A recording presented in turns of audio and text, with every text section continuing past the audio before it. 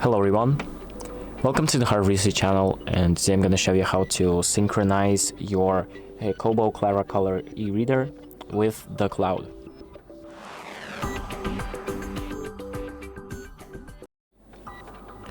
So let's say, for example, you have some data on your cloud or on your book that you want to synchronize with the book or the cloud. So if it doesn't do that manually, if it doesn't do that automatically, what you can do is just press on this little refresh icon on the top right, so with the arrows, and then just press sync now. You can see when the last sync was completed. So if this number is if it was a while ago, you can do just sync now and just wait for the syncing to be completed.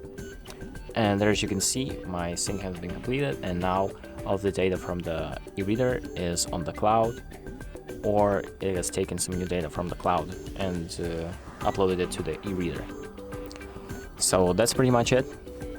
Thank you for watching. I hope this video helps you, and make sure to like and subscribe.